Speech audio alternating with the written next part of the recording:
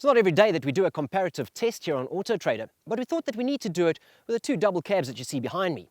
The Ford Ranger XLT 4x4 double cab auto, and then of course now Isuzu KB 300 double cab auto 4x4.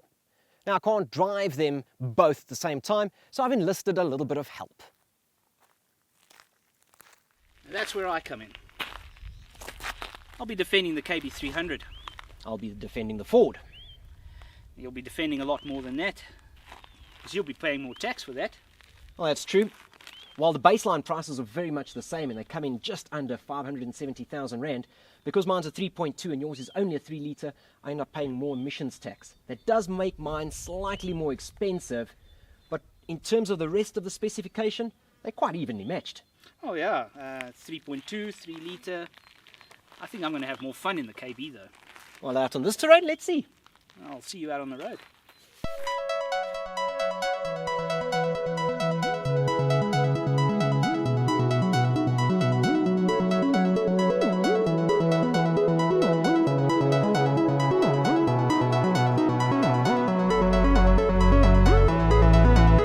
The majority of the sheet metal on the Ford Ranger hasn't changed all that much. It's just received a little bit of a facelift. So gone are the big square headlights, sleeker units are now in their place, daytime running lights included there, and then the grille is now a trapezoidal grille, so it aligns itself with the rest of Ford's current design architecture. It's a considerably more sleeker look. It's chromed on the XLT, it looks quite beefy.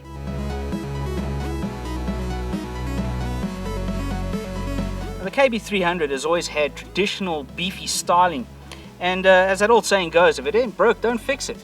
So nothing has really changed on the front of the KB. You've now got LED DRLs.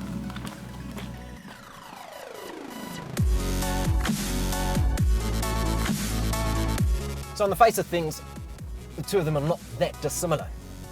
The Ranger does have a slightly larger motor. It is a 3.2 litre 5-cylinder motor, makes 147 kilowatts, 470 newton meters of torque. So that's more power than you're getting from the KB 300, but it is using more fuel to do that, so expect to average around 9 litres per 100 on the combined cycle.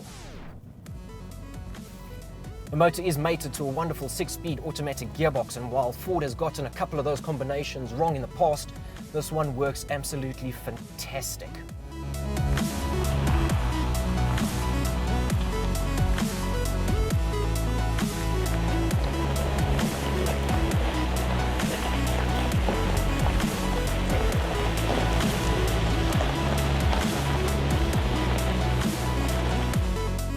Now, I might be down on power from that Ranger's 3.2, but the KB 300 is a 3 litre 4-cylinder that makes 130 kilowatts, 380 newton meters. That means I'm only going to be using 7.9 litres per 100 kilometers. And on an 80 litre tank like the KB and the Ranger both have, I will get 1,000 kilometers versus his 900.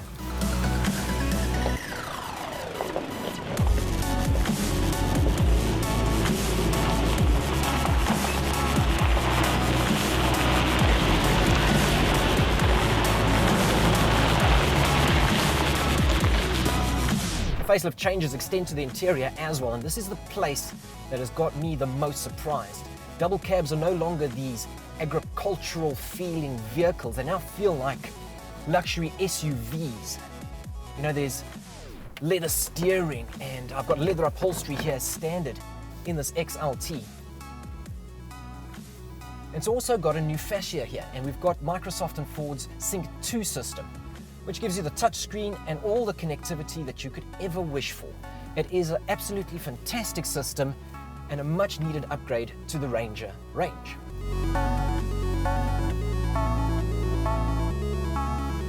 You've got some other conveniences as well that are creeping in that make life in the Ranger considerably better. You've got automatic lights and automatic wipers, and the 4-wheel drive system has the usual bevy of diff locks, hill descent controls, and you've got 7 airbags in the Ford Ranger.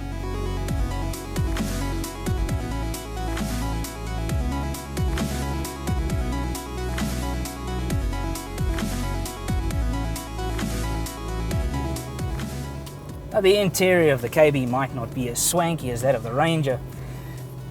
I have things like navigation and a number of other creature comforts that are optional in the Ranger but come standard in the KB. They have a full leather interior, leather is optional in the KB, but I have an electric seat, they don't. There's also a number of other techie things in here that the Ranger doesn't have.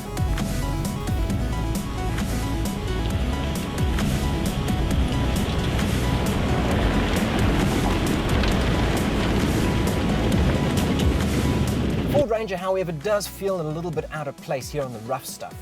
It's considerably well composed on the road, very low NVH levels, but here on the rough stuff, it just seems to be a little crashy.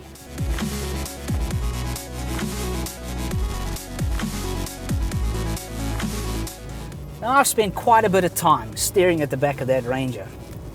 Now, the off-road stuff seems to be where the KB is best at home. Ranger seems a bit soft and bouncy all over this.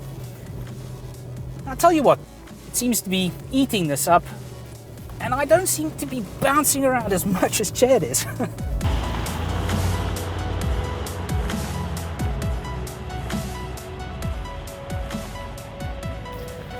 So I think that both of these have their own little niche, and it really depends on where and what you're going to be using it for.